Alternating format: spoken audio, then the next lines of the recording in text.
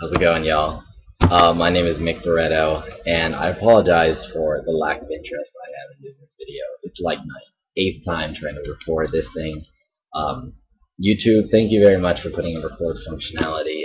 In the future, I hope that maybe you make it a little easier. Maybe we can chop up bits and pieces and put them together because, I'll get like 8 minutes of the video really good, and then the last 2 minutes, I'm just like, oh, blah, blah, blah, blah, rushing through it.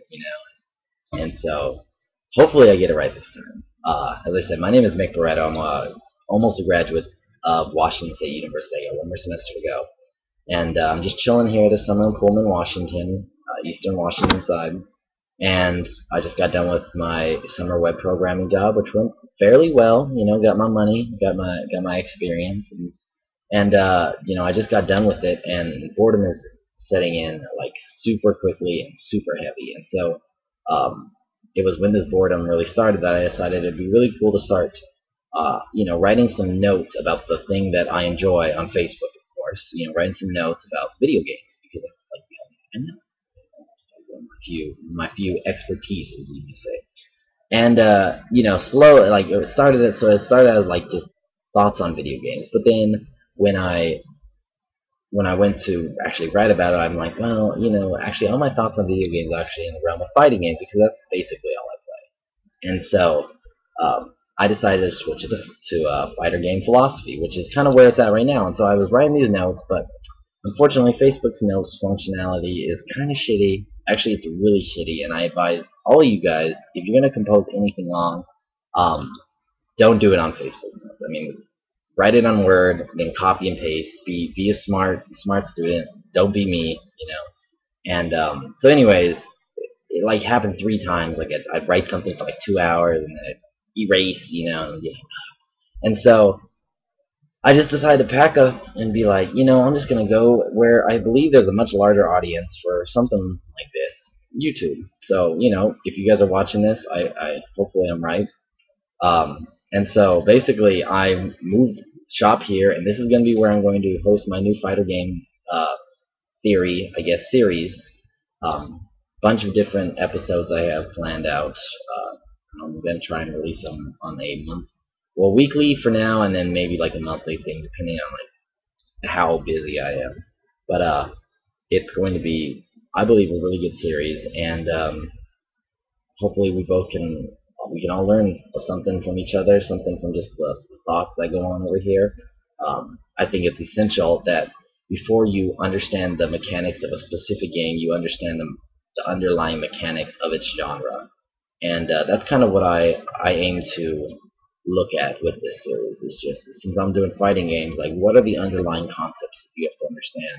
Not when playing Street Fighter, or Blaze Blue, or Guilty Gear, or whatever, but just any fighter game, what are the concepts that you need to understand, and how can you prepare yourself for any game at all? So, anyways, I guess that's the introduction, and as I said, every week, monthly, this thing will be updated.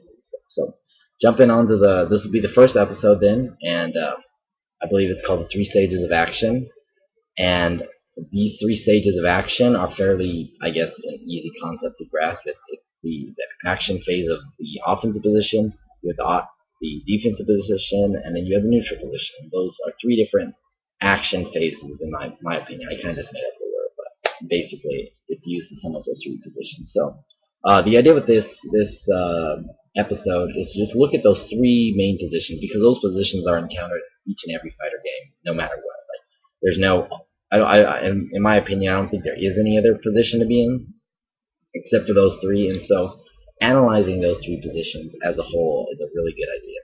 So, let's start. So basically, like most games, start you off in a simulated neutral position, and I say simulated because the idea is the position you start with should not give any advantage to any particular character.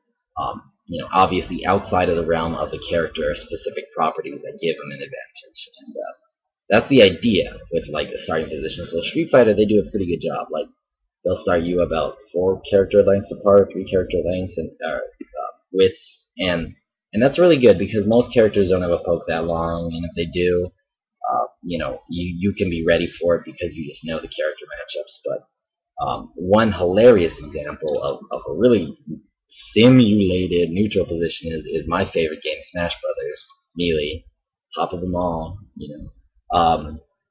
And freaking Yoshi's story, Marth's story, as they say. Marth will start out like the game right underneath you, maybe in the position of a forward smash, and you're like, I mean, it's kind of intimidating almost. I mean, obviously you play it enough and it's no big, but just the thought that Marth is literally starting right below you, she can throw out a forward smash, and if you do the wrong thing, you already take it 25%, 20%. I don't even know how much, but it's ridiculous. But it pushes you, and that stage, that's the worst thing. So it's kind of like simulate a neutral position, and basically the idea is no character, as I said, should have any distinct advantage. Now, the goal for both characters in this position is to try and gain an advantage, and this is done through pokes and baits and other things that will be discussed in other episodes of this series. But basically, once you are good at pokes and baits and all that jazz, you can get into the offensive position, which is the second phase of action in any case. And so the offensive position is great for the person on offense because you have a huge advantage, which spawns from different things like moves that you have available to use. You have frame advantage. You have the fact that there's humongous amounts of pressure on your opponent, in your opponent's head. The risk versus reward that's going on for them, mentally is so fatiguing, and it basically all comes down to your mix-ups. Like that when you're on offense, you can mix up so well to the point where if you're good enough, you shouldn't ever take damage, in my opinion. You shouldn't take damage, and oftentimes you should always hit. Like there's no reason why you shouldn't get a hit at least 25%. And so offensive position is really good, and the pressure that's on your opponent while you're on offense can allow you to continue to stay in offensive position for a long time, assuming your opponent really doesn't know how to counter the pattern that you're sending out to them. Now let's analyze the defensive position. The defensive position is basically the total opposite of the offensive position. You have frame disadvantage, you have move disadvantage, you have to deal with the mix-ups that your opponent's doing, and that's like extreme risk versus reward pressure going on in your head. It's a really hard situation to deal with, and basically, it's the opposite of being on the offense. You can get further and further into defense, and it will become a repeating cycle if you can't get out correctly. So those are the three positions, and basically, just looking at those three positions, you can come up with like at least three different main facts, which I have thought about. One, you can rate those three positions. Obviously, offensive position, if you can be in it, is the best position. Neutral position, secondly, and then obviously bottom of the bucket is defensive position. And so you kind of have this hierarchy. Both players want offense, but oftentimes will stick with neutral because it's a lot safer, and nobody wants defense, so they'll work hard not to be in defense. So you can actually understand why it's so hard to actually get offense and so easy to give away defense. Second thing you would look at is that you want to minimize the time that you are in defense while maximizing the time that you are in the offensive position. And the reason for this is just based on percentages. If your opponent is being offensive against you, you will most likely lose the game. And if you are being offensive most of the time, based on percentages, you should win the game. So that's another thing. And then finally, it's obvious that you want to go from the neutral position to the offensive position as quickly as possible.